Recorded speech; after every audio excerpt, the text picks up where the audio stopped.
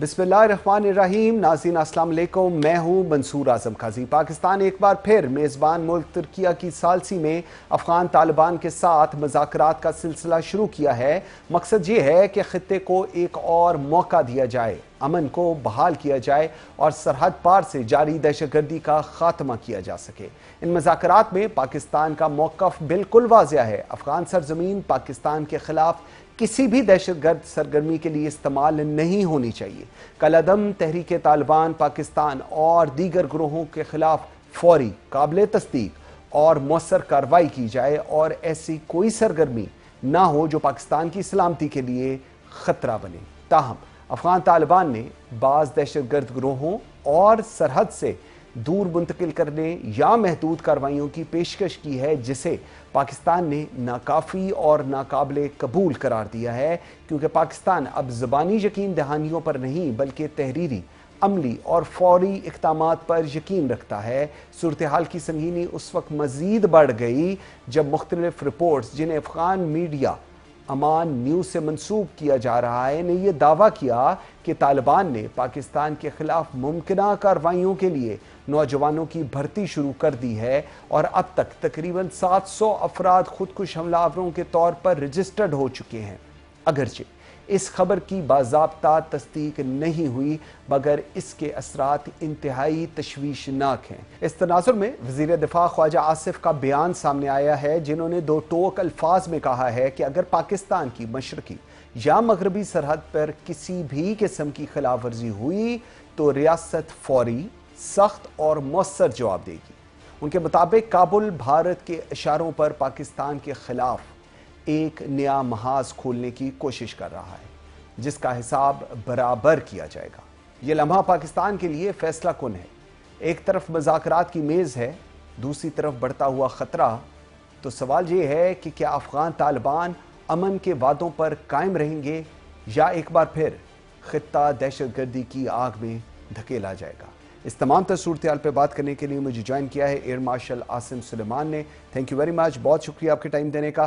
फरमाइएगा, क्या काबुल हुकूमत के पास पाकिस्तान के साथ मौसर मुज़ाकरात चलाने की सलाहियत मौजूद है, या क्या वो चाहती है, या मजबूरी की सूरत हाल है जो हम पिछले काफ़ी दिनों से देख रहे हैं? अस्सलाम वालेकुम जी, and thank you very much for having me on your programme. जी, आपने बिल्कुल सही फरमाया कि जो अफ़गानिस्तान के अंदर जो उन्होंने हमारे मुल्क में बदअमनी फैलाने की कोशिश की हुई है, इसको तो ख़त्म करना होगा। और जो हमारे वज़ीर दफ़ा ने कहा वो बिल्कुल सही कहा कि हम बिल्कुल टॉलरेट नहीं करेंगे और ज़ीरो टॉलरेंस होगी, चाहे वो ईस्ट हो या वेस्ट हो।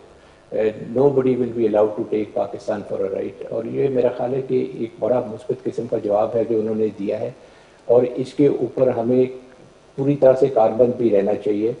बिकॉज हमने हमेशा से अफ़गान तालिबान के साथ और अफ़गानिस्तान के साथ एक अच्छे मरासिम रखने की कोशिश की।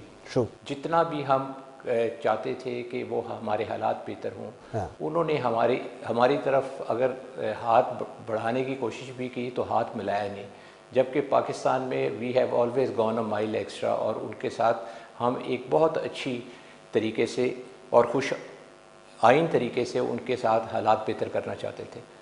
अब आप देख लें कि ये जितनी भी अभी रीसेंट डेज़ के अंदर जो हमारी उनके साथ काविशें हुई हैं, जिसके अंदर दोहा टॉक्स हुई और फिर उसके बाद इस्तांबुल के अंदर जी, हमारा तो सिर्फ एक व्यू पॉइंट रहा है, और वो ये रहा है कि जी आप अपने वहाँ से दहशतगर्दी को ख़त्म करें, बॉर्डर कंट्रोल सही तरीके से करें, और पाकिस्तान के अंदर किसी किस्म का भी टेररिज्म बर्दाश्त नहीं किया जाएगा।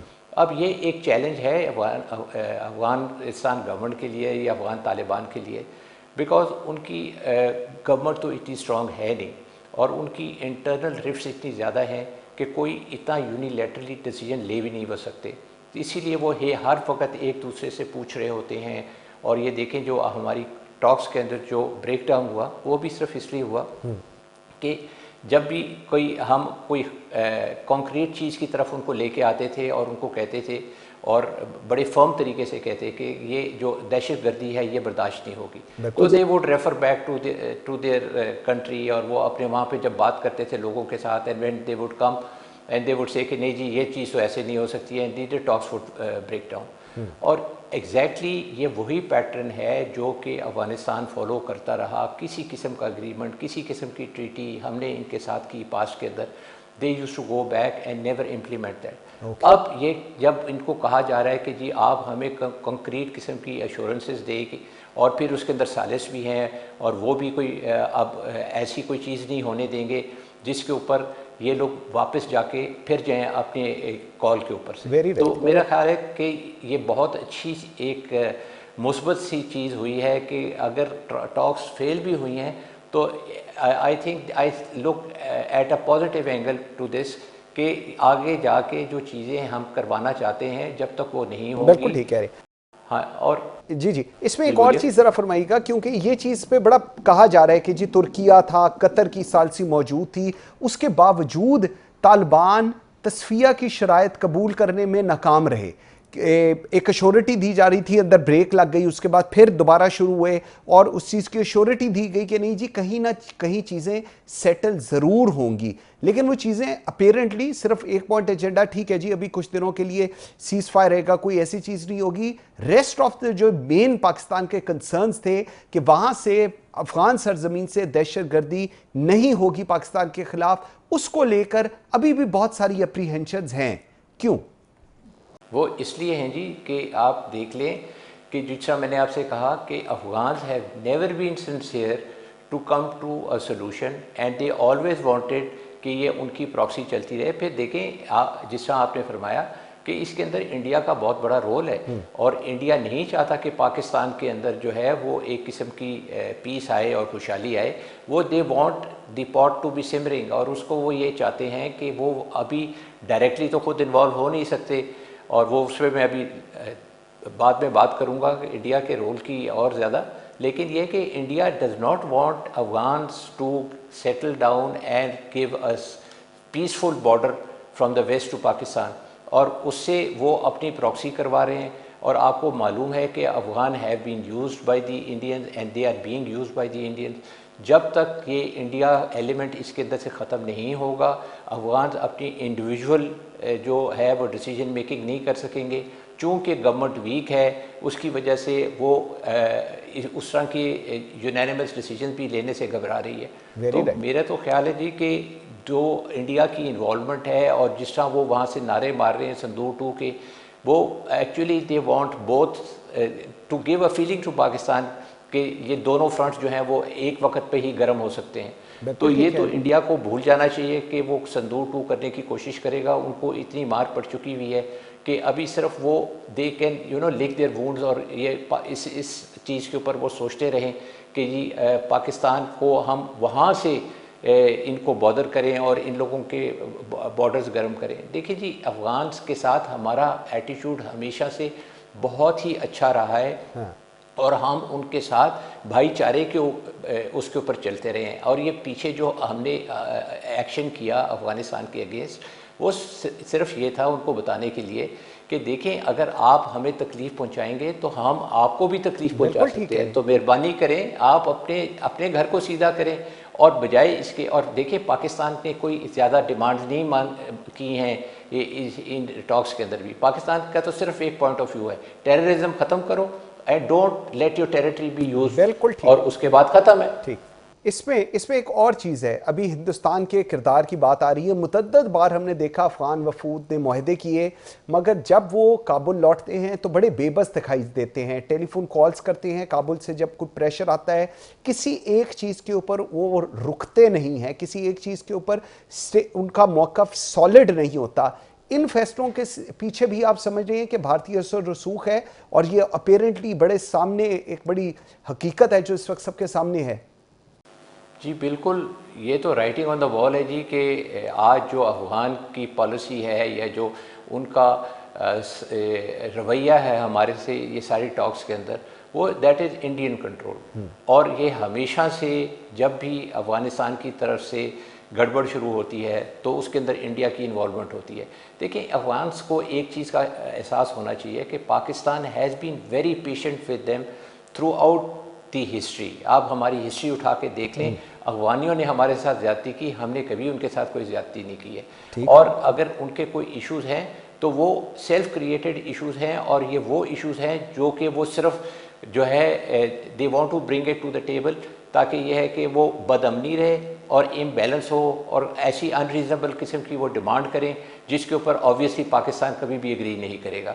और बॉर्डर के ऊपर बात करते हैं ना, तो बॉर्डर तो ये इनका accepted, Durant line is accepted border, और ये कब से ये एक्सेप्ट करते हैं, सारी इंटरनेशनल कम्युनिटी इसको एक्सेप्ट करती है। और हम तो सिर्फ ये कहते हैं बॉर्डर के ऊपर आप अपना बॉर्डर मैनेजमेंट ठीक तरह से करें, उधर से इधर टेररिज्म ना फैलाएं और अपनी टेरिटरी को इसको इस्तेमाल ना होने दें। हमने तो इसके अलावा उनसे कोई ऐसी बात की नहीं है। अब आप देखें तकलीफ़ उसकी कितनी हो रही है, तकलीफ़ अफ़गानिस्तान में इतनी ज़्यादा हो रही है कि ट्रेड रुका पड़ा है, वहाँ पे लोगों को जो है डेली नीड की अशिया नहीं मिल रही, और इनका one of the major things which go from Pakistan to Afghanistan is the pharmaceutical. I am sure कि वहाँ पे लोगों को इसकी भी तकलीफ़ होगी।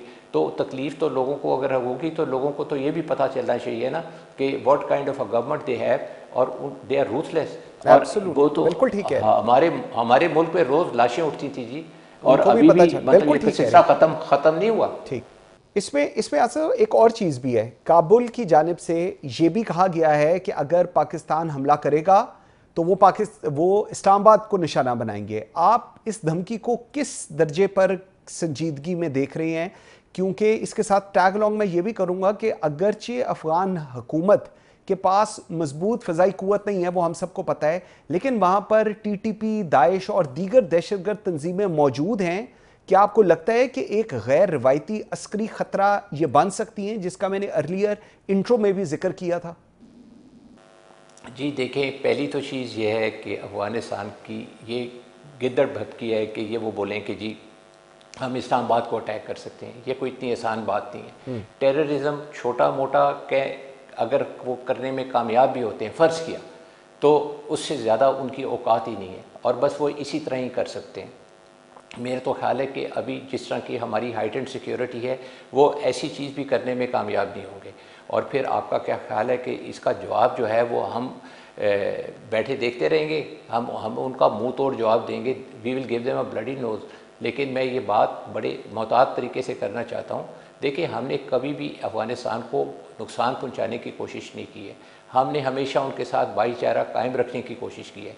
और अगर आप इस तरह की बातें कर रहे हैं तो आप वो वक्त भूल गए हैं कि जिस वक्त हमने आपको सोवियत इन्वेजन के वक्त शोल्डर दिया और आपको सपोर्ट किया, फिर आपके ऊपर जिस वक्त दबोच के रखा हुआ था अमेरिका ने आपको, उस वक्त भी आप रोते हुए हमारे पास आते थे और हमारी मदद लेते थे, और आपका तो एक ही दरवाज़ा खुला था और वो पाकिस्तान का था। बिल्कुल। अब आज देखें कि with the passage of time अगर आज कोई वहाँ पे बंदा खड़ा होकर ये बात करे कि जी वो पाकिस्तान को अटैक करेगा, तो इज़ ही रीज़नेबल? ये सारे वो लोग हैं जो पाकिस्तान में रिफ्यूज लेके रहते रहे हैं, इनकी जितनी टॉप लीडरशिप है वो पाकिस्तान के अंदर रहती रही है, और आज वो ये जब उनके मुल्क के अंदर उनके मुल्क की भागदौड़ आई तो उन्होंने ये तमाशा खड़ा करना शुरू कर दिया कि जी हम पाकिस्तान के साथ लड़ेंगे। कैसे लड़ सकते हैं ये पाकिस्तान के साथ? और मेरा तो ख्याल है कि बिल्कुल वो ख्वाजा आसिफ साहब ने जो बातें की वो बड़ी मुस्बत हैं उस सूरत में कि अगर वो इस तरह की कोई हरकत करने की कोशिश करेंगे। तो मेरा तो ख्याल है कि इनकी लीडरशिप को थोड़ी सी सेमलेंस होनी चाहिए, थोड़ा सा लेवल हेडेड तरीके से बात करनी चाहिए। They are talking for their nation and they should know that all of Afghanistan is not against Pakistan. और उसके अंदर कई लोग जो हैं वो उनके स्टेक्स हैं पाकिस्तान के अंदर, और पाकिस्तान ने उनके साथ बहुत अच्छा किया हुआ है। तो मेरा ख्याल है कि they should sit back and with a cool mind they should be thinking and making such statements. Very right. Air marshal Asim Suleman sahab, thank you very much, बहुत शुक्रिया आपके टाइम देने का। नाज़रीन, एक ब्रेक लेते हैं जी, ब्रेक से वापस आएंगे तो आज़ाद कश्मीर के इलेक्शंस के ऊपर बात करेंगे, और मेरे साथ होंगे Sardar Tanveer Ilyas, former prime minister Azad Jammu and Kashmir ji, एक ब्रेक के बाद।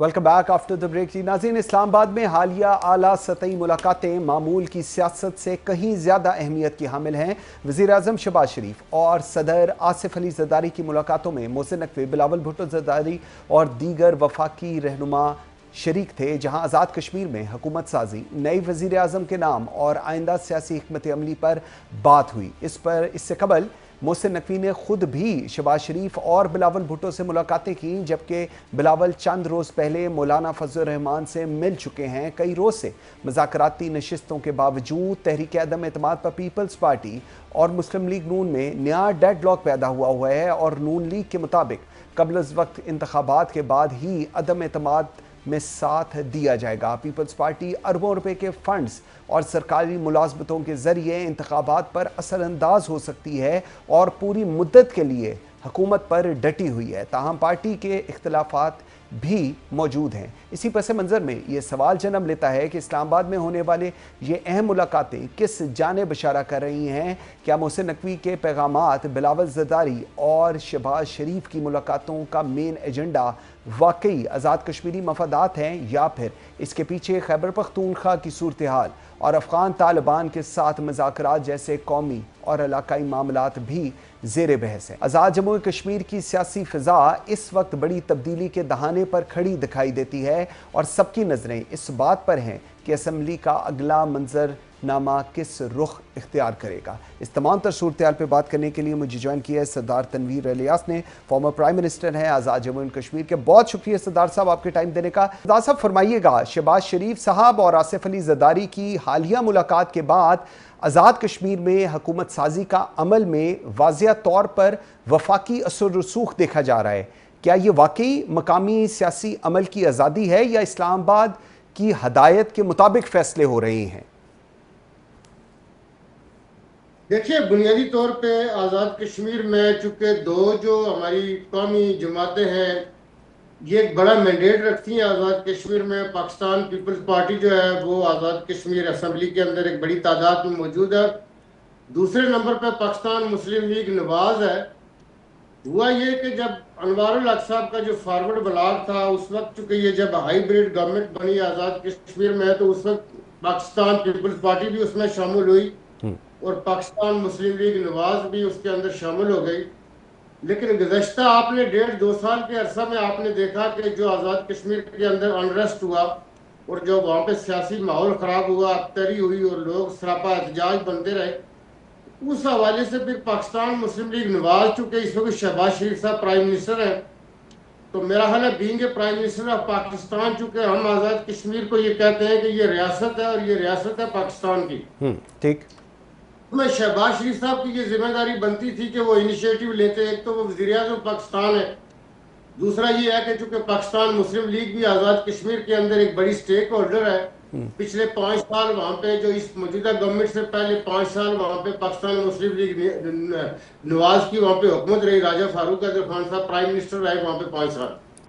तो मैं ये समझता हूँ कि ये एक राइट डिसीजन था कि शहबाज शरीफ साहब को चूंकि वफाकी जो हम चूंकि वफाक के ऊपर यकीन रखते हैं और वफाक आज़ाद कश्मीर चूंकि आपके लिए इंतहाई हसास इलाका है तो उससे बिल्कुल गैर मुतल्लक भी नहीं रह सकता। और इस वक्त हालिया आपने देखा कि पिछले 1 साल के अरसे में आज़ाद कश्मीर में पुलिस मुलाजमीन समेत 27 लोग कत्ल हो गए। बिल्कुल ऐसे आज़ाद कश्मीर में कत्ल शायद कभी इलेक्शन के दौरान चंद हल्कों में होते होंगे, लेकिन आज़ाद कश्मीर में पिछली 78 साल सियासी तारीख में कभी जलसे जुलूसों में पुरअमन एहतजाज में कभी कोई कत्ल नहीं हुआ।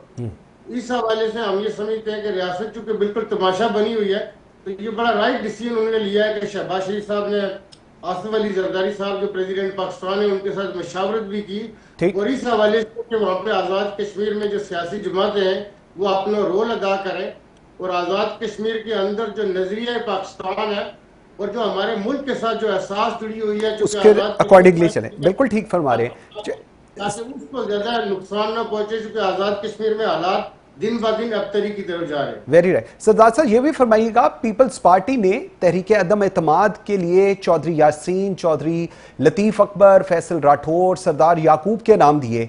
इस मामले में हमने देखा कि मुस्लिम लीग नून की हमायत या अपोजिशन बेंचों के इंतखाब किस हद तक सियासी तवाज़ुन बदल सका है?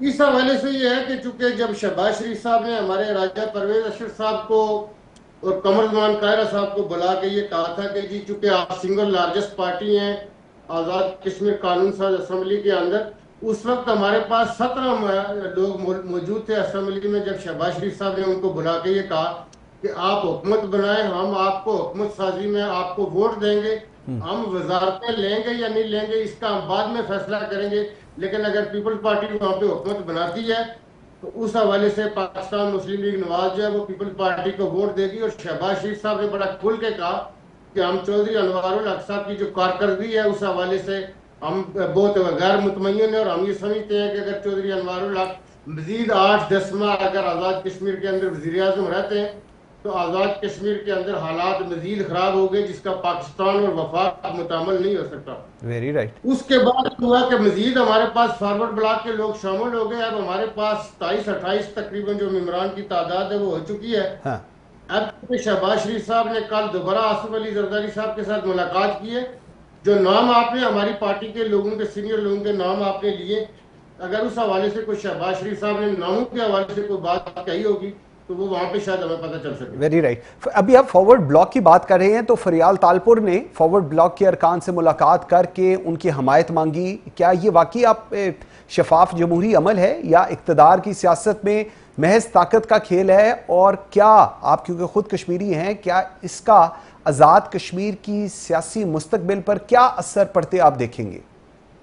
नहीं, इसमें आप ये देखिए कि ये असल में उस वक्त चूंकि मैं खुद पाकिस्तान तहरीक इंसाफ में था और ये जो फॉरवर्ड ब्लॉक है, जब मैं हाई कोर्ट से डिस्क्वालीफाई हुआ, डिसीट हुआ, उसके बाद ये हुआ कि जब अनवारुल हक साहब आए तो उन्होंने चूंकि बहुत सारे लोगों को पीटीआई को ये कहा कि मैं पीटीआई का प्राइम मिनिस्टर बन रहा हूँ, किसी को कुछ कहा किसी को कुछ कहा। वो प्राइम मिनिस्टर तो बनने में कामयाब हो गए, लेकिन उसमें ये था कि जो फॉरवर्ड ब्लॉक के लोग थे, ये चूंकि मैंने पीटीआई में लाए थे, ये मेजॉरिटी इसमें से एक भी आदमी ऐसा नहीं है जो पुराना पीपल्स पार्टी का, ये पुराने पीपल्स पार्टी के लोग थे। अब चूंकि इन्होंने किसी न किसी पार्टी को ज्वाइन करना था और ये हमारे पास वो कैंडिडेट आए हैं जिन हल्कों में पीपल्स पार्टी के पास उस तरह के मजबूत उम्मीदवार नहीं थे, इन लोगों ने अभी पाकिस्तान पीपल्स पार्टी ज्वाइन कर लिया। चूंकि आजाद कश्मीर में फ्लोर क्रॉसिंग का कानून काफी पुराना था, 1991 में वहां पे ये कानून बन गया था कि आप फ्लोर क्रॉसिंग नहीं कर सकते, लेकिन जब मेरी गवर्नमेंट खत्म की जा रही थी तो उस वक्त आजाद कश्मीर हाई कोर्ट ने फ्लोर क्रॉसिंग का कानून खत्म कर दिया। कोई भी मेंबर तो किसी दूसरी पार्टी में जा सकते हैं, तो इसलिए वहां पे अभी फ्लोर क्रॉसिंग का कानून नहीं है, तो लिहाजा लोग दूसरी पार्टियां ज्वाइन कर रहे हैं। बिल्कुल ठीक है, लेकिन इसके साथ हम देखते हैं कि पाकिस्तान तहरीक इंसाफ ने जो उनके मुनहरिफ अरकान हैं उनके खिलाफ रेफरेंस दायर करने का भी ऐलान किया है, जबकि कुछ अरकान अदम एतमाद की हमायत कर रही हैं। ये जो कदम है पार्टी के अंदर, आपको लगता है कंट्रोल कायम करने की हिकमत अमली है या इससे आज़ाद कश्मीर की आइंदा हुकूमत साजी पर भी कोई असर पड़ सकता है? देखिए, बुनियादी तौर पे चूंकि अनवारुल हक साहब एक सियासी वारदात के तौर पे वो ये कर रहे थे कि कल अगर इमरान खान का बोलबाला हो जाता है, इमरान खान को दोबारा रिहाई मिलती है और इमरान खान अगर दोबारा कोई रोल अदा करता है, तो मैं उस वक्त इमरान खान को ये कहूंगा कि हालात का जबर था, मुश्किल हालात थे, तो मैंने आज़ाद कश्मीर में खुफिया पीटीआई बनाई हुई थी और खुफिया पीटीआई के तौर पे हमने अपनी जो है ना बका जारी रखी है। लेकिन मैं ये समझता हूँ कि चूंकि जब हाई कोर्ट फैसला दे चुकी है फ्लोर क्रॉसिंग का, तो इस वक्त ये जो सोशल मीडिया के ऊपर स्पेकुलेशन चलाई जा रही है कि रेफरेंस दाखिल किया जाएगा या रेफरेंस किया जाएगा, तो वो चूंकि हाई कोर्ट का फैसला है, तो उसके बाद मेरा हाल है कि वो पीटीआई इस पोजीशन में नहीं है कि रेफरेंस दायर करे। ये सिर्फ चौधरी अनवारुल हक साहब ऐसे आइडियाज दे के तो वो जो मेंबरान असेंबली है उनको वो डराने की कोशिश कर रहे हैं। Very right. पीपल्स पार्टी और मुस्लिम लीग नून के दरमियान आज़ाद कश्मीर में कबल वक्त इंतखाबात, एक फंड्स के इस्तेमाल, दो और सरकारी मुलाजमतों पर असरात के हवाले से इख्तलाफात हमने देखा है मौजूद हैं। इस्लामाबाद में होने वाली ये जो मुलाकातें हैं, क्या वाकई वो आज़ाद कश्मीरी मफादात को तर्जमानी उनकी कर रही हैं या वफाकी ताकत और सियासी मफादात की तरफ आप इसको जाते देख रहे हैं? नहीं, देखिए, इसमें यह है कि मैं ये समझता हूँ कि पाकिस्तान पीपल्स पार्टी हो या पाकिस्तान मुस्लिम लीग नवाज हो, दोनों पॉलिटिकल पार्टीज है, पॉलिटिकल फोर्सेज है, हर पॉलिटिकल पार्टी को सियासी और जमहूरी रवायात की पासदारी करते हुए एक दूसरे का जो ड्यू रेस्पेक्ट और हक होता है, जो मेंबरान असेंबली के जो फंड्स होते हैं वो खा अपोजिशन में हो या हुकूमत में अगर किसी के बनते हैं तो उसको मिलने चाहिए। मेरा ख्याल है इस हवाले से मेरी आज भी जो पाकिस्तान मुस्लिम लीग के जो सीनियर तरीन रहनुमा है, साबिक वज़ीर आज़म है राजा फारूक कादिर खान साहब, आज सुबह मेरी उनके साथ मुलाकात हुई है, तो ऐसा सारे इसको खुश समझ रहे हैं और ये आज भी उनकी वो ऑफर हमें मौजूद है कि जी कभी भी आपको अगर जरूरत पड़ेगी, PMLN अपोजिशन करना चाहती है, अपोजिशन बेंचों पे बैठना चाहती है, लेकिन हुकूमत साजी के हवाले से वो भी ये समझते हैं कि चूंकि आज़ाद कश्मीर में सियासत जो है वो गैर सियासी हाथों की तरफ जा रही है और आज़ाद कश्मीर में सियासत को गाली बनाया जा रहा था, तो इस हवाले से पॉलिटिकल फोर्सेज अपना रोल अदा करेंगी। तो मेरा हाल है कि कोई ऐसा जिनके दरमियान में ऐसी आइंदा आने वाले दिनों में रस्सा कशी नहीं देख रहा फंड्स के हवाले से, क्योंकि आज़ाद कश्मीर में इस वक्त 6-7 आईनी ओहदे हैं जो खाली पड़े हुए हैं, और उसमें अगर PMLN अपोजिशन में होगी और पीपल्स पार्टी अगर हुकूमत बनाएगी तो वो अपोजिशन की रिकमेंडेशन के बाद ही ये जो आईनी ओहदे पूरे हो सकेंगे। तो मेरा हाल है कि आज़ाद कश्मीर के अंदर जो इस वक्त क्यास की सूरत हाल है वो बेहतर बनाई जा सकेगी। Very right. लास्ट मुझे जरा बताइएगा, चौधरी अनवारुल हक ने असेंबली में मुकाबले और इस्तीफे के इम्कान के हवाले से अपनी शराइत भी सामने रखी हैं। अगर वो डट जाते हैं तो क्या आज़ाद कश्मीर आईनी और सियासी बहरान का मंजर देखेगा, या आपको लगता है कि नहीं, सिचुएशन बहुत मजबूत है और कोई ऐसी सिचुएशन इन हाउस जो बात हो रही है वो नहीं क्रिएट होगी? नहीं, ये मैं समझता हूँ कि अनवारुल हक साहब जस्ट स्पेकुलेशन कर रहे हैं। देखिए, जो आपको 27 मेंबरान चाहिए होते हैं आपको कायदे अमान लाने के लिए, तो पीपल्स पार्टी के पास 27 से ज्यादा मौजूद है, और पाकिस्तान मुस्लिम लीग नवाज भी वफाकी लेवल पे ये ऐलान कर चुकी है कि जी अगर उनको हमारे वोट की जरूरत होगी, 9 वोट हैं पाकिस्तान मुस्लिम लीग नवाज के पास, तो अनवारुल हक साहब के पास तो कुछ नहीं है कि जिसकी बुनियाद पे हम ये समझते थे कि वो जमहूरी सियासी रवायात का मुजाहरा करते हुए जब उन्होंने पीपल्स पार्टी की तादाद 27 पूरी होती हुई देखी तो उनको इस्तीफा दे देना चाहिए था। वो जब भी जो अदम अतमाद है वो टेबल होगी तो वो फारिग हो जाएंगे। तो बेहतर ये था कि वो पहले ही रिजाइन कर लेते। तो हम तो एक्सपेक्ट कर रहे थे कि वो अच्छी रवायात कायम करेंगे, लेकिन उन्होंने इस्तीफा अभी तक नहीं दिया है, तो वो जो भी टेबल होगी वो फारिग हो जाएंगे। बिल्कुल ठीक है। सरदार तनवीर अलियास साहब, बहुत शुक्रिया आपके टाइम देने का जी, वेरी ग्रेटफुल। नासिर, एक ब्रेक लेते हैं जी, ब्रेक से वापस आएंगे तो खैबर पख्तूनख्वा की सूरत हाल पर नई काबीना बनी है उस पर बात करेंगे, और मुजम्मिल असलम साहब हमारे साथ होंगे एक ब्रेक के बाद।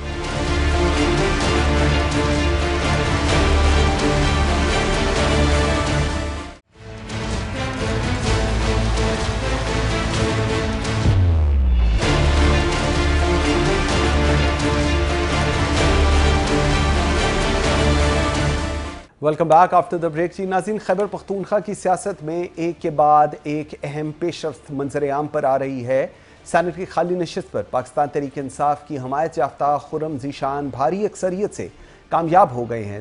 इंतखाबात में उन्होंने 137 में से 91 वोट हासिल किए, जबकि हिज़्ब इख्तिलाफ के उम्मीदवार ताज मोहम्मद आफरीदी सिर्फ 45 वोट ले सके। ये नशिस्त उस वक्त खाली हुई थी जब सैनेट में अपोजिशन लीडर शिबली फराज को 9 मई के फसादात से मुतल्लिक मुकदमात में सजा सुनाए जाने के बाद नाअहल करार दिया गया था। वज़ीर आला खैबर पख्तूनख्वा सुहेल आफरीदी ने भी असेंबली पहुंचकर अपने वोट कास्ट किया और कहा कि इमरान खान के नामजद उम्मीदवार की कामयाबी तहरीक इंसाफ के मौक़िफ़ की फतह है। पाकिस्तान तहरीक इंसाफ की क़यादत ने अफगानिस्तान से होने वाली दहशतगर्दी के खिलाफ कौमी मौक़िफ़ की तायीद की और ऐलान किया कि पाकिस्तान की सलामती के मामले पर हम हुकूमत के साथ खड़े हैं। बैरिस्टर गौहर अली खान और वज़ीर आला खैबर पख्तूनख्वा सुहेल आफरीदी ने वाज़ेह किया कि दहशतगर्दी के खिलाफ जंग किसी जमात की नहीं बल्कि रियासत पाकिस्तान का मुश्तरका फरीज़ा है। इसी दौरान वज़ीर आला खैबर पख्तूनख्वा ने अपनी 13 रुकनी नई काबीना का ऐलान भी कर दिया है, जिससे सूबे की सियासत एक नए तवाज़ुन और एक नए रुख की जानिब बढ़ती नजर आ रही है। इस तमाम सूरत हाल पर बात करने के लिए मुझे ज्वाइन किया है मुजम्मिल असलम ने। आप काबीना का हिस्सा भी हैं, एडवाइज़र बने हैं। बहुत शुक्रिया मुजम्मिल असलम साहब आपके टाइम देने का। मुजम्मिल साहब, फरमाइएगा, खैबर पख्तूनख्वा में सेनेट नशिस्त पर पाकिस्तान तहरीक इंसाफ के हमायत याफ्ता उम्मीदवार की कामयाबी को आप किस नज़र से देख रहे हैं? एक बड़ा परसेप्शन बनाया गया था कि जी पार्टी ऑर्गेनाइज नहीं है, लेकिन क्या ये पार्टी डिसिप्लिन की बहाली की तरफ इशारा करता है या एक नया चैलेंज भी है सियासी तौर पर? जी बिस्मिल्लाहिर्रहमानिर्रहीम। सबसे पहले तो आपको ये पता ही होगा कि जो शिबली फराज साहब जिनकी जगह पे ये जो है सेनेट का इलेक्शन हुआ था, वो इमरान खान साहब के मोस्ट ट्रस्टेड और हमारे, अगर आपको याद होगा तो लीडर ऑफ अपोजिशन भी थे सेनेट में, और उनको जिस तरह नाअहल किया गया और सजा दी गई वो तो वहाँ पे थे भी नहीं, इस्लामाबाद में कई 100 किलोमीटर दूर थे। तो वो एक बदनीयती आप कह लें कि कौमी असम्बली के भी लीडर ऑफ अपोजिशन को हटाना था और सेनेट के भी हटाना था, और हुकूमत जो है समझ रही थी कि ये करके नाअहल करके हम जो है अपनी तादाद को बढ़ा लेंगे बाद में इलेक्शन में किसी तरीके से। और किसी ने इनको गलत फहमी डाल दी थी कि खैबर पख्तूनख्वा की जो इलेक्टेड मेंबर्स हैं वो जो है वो इस वक्त डिसइंटीग्रेटेड है, और उसमें कोशिश की गई पहली तो रिजर्व सीट्स की, ठीक। फिर दूसरी कोशिश ये की गई कि अभी ये जो आखिरी आया कि SIC का भी नाम हटा दिया गया और सबको आज़ाद कर दिया गया, और एक गालिब इम्कान था कि जी ये करने के बाद जो है छांगा मांगा या जो एक सिंध हाउस तारीखी जो आपको याद होगा वो तारीख दुहराई जाएगी और जो है यहाँ पे अपना सेनेटर चुन लिया जाएगा। ठीक। लेकिन ये तमाम क्या सराइयाँ साजिश में कहूँगा, क्या सराई तो नहीं कहूँगा, साजिश जो है उसका दम टूटा पहले तो जब सुहेल आफरीदी साहब 2 हफ्ते पहले वजीर आला मुंतखब हुए 92 के 92, और कल जो है 91, अगर स्पीकर साहब वोट देते तो वो भी 92 हो जाते, तो एक मेंबर भी नहीं तोड़ सके। और ऑपोजिशन की जिसको थोड़ा सा जो है जिसे कहते हैं ऑक्सीजन दी थी इन्होंने 30 सीटें रिजर्व की देकर, वो जो है गुड फॉर नथिंग हो चुकी हुई है। और अल्हम्दुलिल्लाह इससे एक बात वाजे हो गई, साबित हो गई कि इमरान खान के पीछे लोग खड़े हैं, इमरान खान ही PTI है और PTI इमरान खान है, और जो खान साहब के फैसले हैं ठीक, उसके साथ सब खड़े हैं। बिल्कुल सही। काबीना की अगर हम बात करें, आपका नाम बड़ा प्रिसाइसली कहा गया था जब काबीना बन रही थी, हम सुनते थे कि खान साहब जेल से भी आपके नाम को लेकर ही वॉज वेरी पर्टिकुलर कि मुजम्मिल असलम को नहीं छेड़ना। इसकी वजह आप क्या समझ रहे हैं? कोई क्योंकि ऑब्वियसली हर जगह पर ऑपोजिशन का तो ख्याल था कि शायद नहीं, अब मुजम्मिल असलम की जो रिक्वायरमेंट थी as an economist that is no more required over there, so that's why may be during this course of time आपका नाम ड्रॉप कर दिया जाएगा। लेकिन आपका नाम बिल्कुल वहां है और आज आप माशाल्लाह एडवाइजर भी हैं। इसके भी जरा हमें बताइएगा, इसके पीछे क्या कोई खास एतमाद है या कोई हिकमत अमली है? देखिए, सबसे पहले तो खान साहब का ऑब्वियसली एतमाद है और उन्होंने मुझे कंटिन्यूटी दी, और खान साहब के बारे में तो मशहूर है कि उनसे कंटिन्यूटी जो है लेना बड़ा मुश्किल काम है। एग्जैक्टली। चाहे वजीर आला माजी में रहे हो, चाहे वजीर खजाना रहे हो, तो मेरे लिए तो ये एक बहुत बड़ा एजाज है। राज सवाल ये कि मुझे जो ये चीज़ दी गई तो मुझे चंद एक हिदायत थी खान साहब की तरफ से कि आपने जो है ना, आपको भेज तो रहा हूँ मैं पॉलिटिकल गवर्नमेंट में, लेकिन आपने नॉन पॉलिटिकल होकर काम करना है और आपने सूबे के बेस्ट मफाद में काम करना है। और जो मेरा विजन है मदीना की रियासत वाला, कर्ज कम से कम लेना या कर्ज उतारने वाली चीज़ें, और जो है सर्विस लेवल डिलीवरी को बेहतर करना। तो मैंने अल्हम्दुलिल्लाह 2.25 साल खैबर पख्तूनख्वा में रहते हुए सिर्फ अपनी जो है ना शोबे जो मईशत की तरफ जो है फोकस किया। और दूसरा मेरी ड्यूटी ये थी कि आपने वफाक की जो कारकर्दगी है माशी, उसको भी जो है साथ साथ उजागर करना है। तो वो मैं ये करता रहा। और जब मैं आया था तो हमारे पास 20 अरब रुपए 25 अरब रुपए थे, और जब अली अमीन साहब की जब हुकूमत खान साहब ने फैसला किया कि चेंज करनी है, तो उस वक्त सूबे के पास 280 अरब थे, और आज तो माशाल्लाह जब हम बात करें तो 300 अरब रुपए हैं। ठीक। तो आज सूबा जो है एक मजबूत, और अभी जब फ्लड आया तो हमने बगैर वफाक की मदद से फ्लड का रिस्पांस दिया, फ्लड में बेहतरीन कारकर्दगी दिखाई, तनख्वाहें टाइम पे देना शुरू कर दी, पेंशन्स के मामला अब सिग्नेचर प्रोडक्ट्स की तरफ प्रोजेक्ट्स की तरफ हम आना शुरू हो गए। तो मेरे ख्याल से कंटिन्यूटी की बेसिस पे और वफाक से मामला जो सबसे अहम चीज़ है, पिछले 1.5 साल से वफाक के सूबाई जो मामला थे, खासतौर पर माशी मामला, उसमें अली अमीन गंडापुर साहब ने जो है मुझे हर जगह नॉमिनेट किया हुआ था। तो उसको भी काफ़ी अच्छे तरीके से वफाक से अपना हक जो सूबे का था मैक्सिमम जो है पिछले सालों के मुकाबले में ज़्यादा लिया। तो शायद ये वजह हो सकती है, लेकिन इसमें सिर्फ मैं यही कहूँगा कि खान साहब का ये जो एतमाद है, ये मेरे लिए एक ज़िंदगी भर का एक कीमती और नायाब तोहफा है जो उन्होंने मुझे दिए। और मैं कोशिश करूंगा कि ये जो पिछले 18 महीने में काम किया था, उससे उसमें और बेहतरी और निखार लेकर आऊं। मुजफ्फर साहब, बहुत सारे चैलेंजेस हैं। एक सबसे बड़ा चैलेंज जो इस वक्त हम खैबर पख्तूनख्वा की अगर बात करें, अव्वल तो पूरे पाकिस्तान में है, बट केपी की अगर हम बात करें तो अफगानिस्तान वाली सिचुएशन है। हमने देखा है कि केपी सीएम ने और बैरिस्टर गौहर ने अब इकट्ठे होकर कहा कि हम रियासत के साथ हैं, वफाकी हुकूमत के साथ हैं, और एक पैराडाइम शिफ्ट आई है। कहा जा रहा है कि जी रिकंस्ट्रक्टेड अप्रोच की तरफ आए हैं, क्योंकि अर्लियर ये वे एक पेज पर होने की बात नहीं हो रही थी केपी और फेडरल गवर्नमेंट की। इसको आप किस तनाजुर में देख रहे हैं? देखिए, मैं ये जो आपकी बात से एग्री भी करूंगा और डिसएग्री भी करूंगा। कभी भी जो है पीटीआई ने पाकिस्तान की तरफ अगर किसी ने मैली आंख भी उठा के देखी है तो पीटीआई कभी भी उस चीज को सपोर्ट नहीं करती, और हमारे चेयरमैन इसमें पेश रहे। अभी आपके सामने हालिया मिसाल होगी कि जब इंडिया ने हमला किया था पाकिस्तान पे, तो अडियाला जेल से जो है यूनिटी का और खान साहब की ट्वीट आई थी कि पूरी कौम जो है फौज के पीछे खड़ी हो जाए, ये फौज हमारी है, ये तमाम चीजें। ठीक। असल में ये जो है एक मिसकम्युनिकेशन कह लें, या बीच में जो लोग जिसे कहते हैं कि वो नहीं चाहते कि पीटीआई की और इदारे एक पेज पे हो, उन्होंने कंफ्यूजन फैलाई। हमारा पॉइंट ऑफ व्यू, जो हमारे चेयरमैन इमरान खान साहब का पॉइंट ऑफ व्यू, सबसे पहले तो क्लियर है कि ही इज अगेंस्ट मिलिटेंसी। कि अगर कोई भी पाकिस्तान में मिलिटेंसी करेगा तो उसको जो है मिलिटेंसी के हिसाब से ही जवाब दिया जाएगा। ठीक। लेकिन उस मिलिटेंसी के साथ दूसरा एक साथ जो एडजॉइनिंग पॉइंट है जिससे लोगों ने कंफ्यूजन फैलाई या फायदा उठाया, खान साहब ये कहते हैं कि अवाम की जानो माल की हिफाजत जो है हम पे फर्ज है।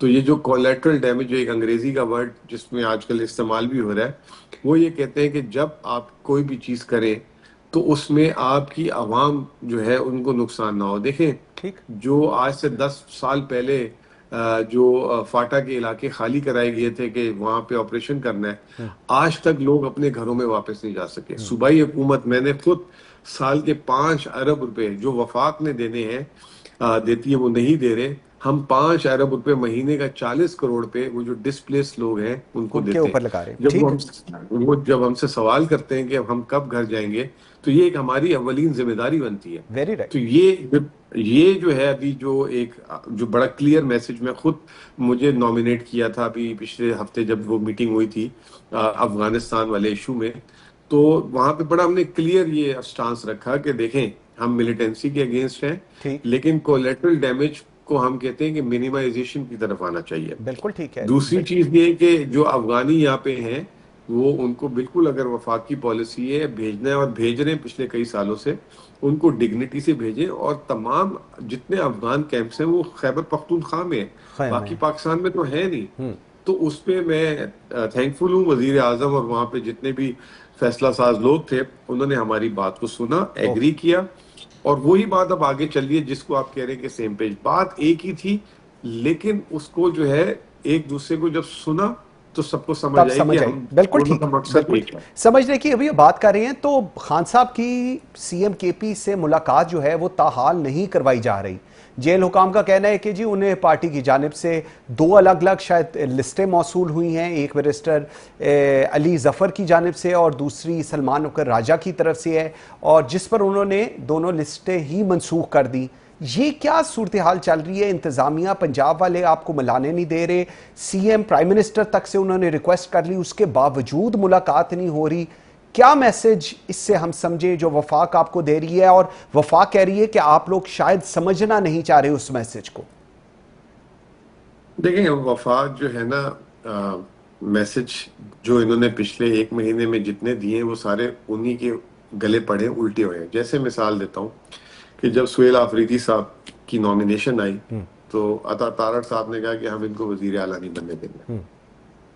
आप देख लें, वो बन गए वजीर आला। बिल्कुल सही। फिर वजीर आजम साहब ने जो है मुबारकबाद भी दी उसको, ठीक है जी। फिर जो है मुलाकात की बात आई। मुलाकात में आप सारे कहते हैं कि जी आईनी तरीका, कानून का तरीका, और ये सूबे का और वफाक का मसला नहीं है, ये एक अदालती मामला है जिसमें जो है सियासत नहीं होनी चाहिए। आप अदालत से जाए, रिलीफ ले लें।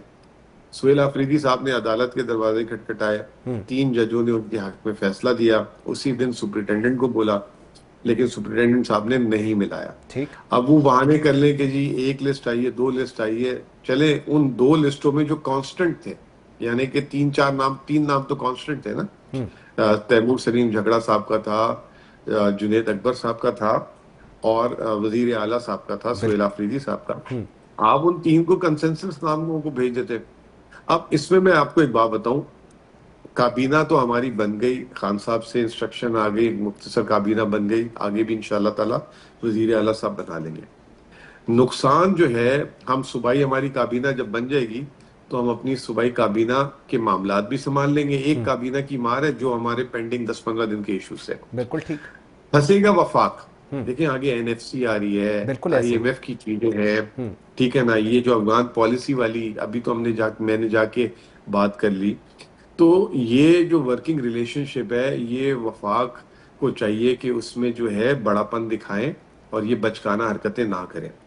और अगर वो करेंगे तो चीजें बिला वजह में डिले होंगी, और ये अगर अच्छी तरीके से करेंगे बदमजगी खत्म होगी। जैसे अफगानिस्तान वाला मसला में काफी क्लोज आ गए दोनों पॉइंट ऑफ व्यू, और चीजों में भी हम आ सकते हैं। ये मुल्क अब मुतहम्मिल नहीं हो सकता मजीद, बिल्कुल जिसे कहते हैं फारिग हो चुका हुआ है। वर्ल्ड बैंक की रिपोर्ट आ रही है, हाँ।